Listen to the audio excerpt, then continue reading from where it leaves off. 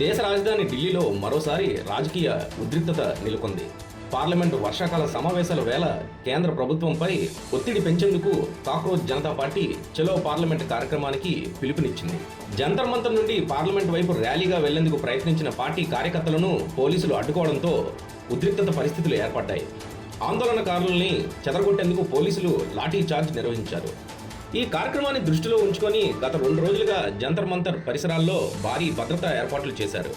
Rapid action force, Delhi పోలీసులు, paramilitary బలగాలతో కలిపి సుమారు 1500 మంది సిబ్బందిని మోహరించారు. వాటర్ క్యానన్లు, టియర్ గ్యాస్ వాహనాలను కూడా సిద్ధంగా ఉంచారు. జంతర్ మంతర్ పరిసర ప్రాంతాలు పూర్తిగా భద్రతా వలయంలోకి తీసుకొని నిరసనకారులను బయటకు వెళ్లనివ్వకుండా నియంత్రించారు. ప్రాంతమంతా బ్యారికేడ్లు, ఫెన్సింగ్లు ఏర్పాటు చేసి బయట వ్యక్తుల ప్రవేశాన్ని కూడా నిలిపివేశారు. ఈ సందర్భంగా లోక్సభ సభ్యులు చంద్రశేఖర్ ఆజాద్, మహువా మాయాత్రేలను కూడా పోలీసులు అడ్డుకోవడంతో వారు అధికారులతో వాగ్వివాదానికి దిగారు.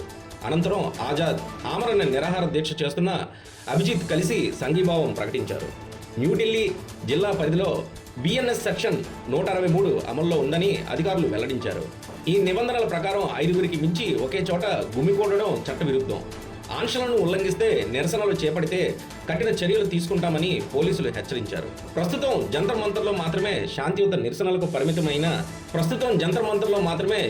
నిరసనలకు పరిమిత అనుమతి ఉందని, పార్లమెంటు పరిసరాల్లో ర్యాలీలు, ఆందోళనలు, సభలపై కఠిన నిషేధం అమల్లో ఉందని అధికారులు స్పష్టం చేశారు.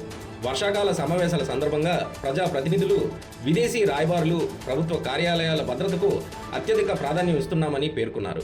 ముందు జాగ్రత్త చర్యల్లో భాగంగా ఢిల్లీ మెట్రో రైల్ కార్పొరేషన్ పలు మెట్రో స్టేషన్లు తాత్కాలికంగా మూసివేసింది.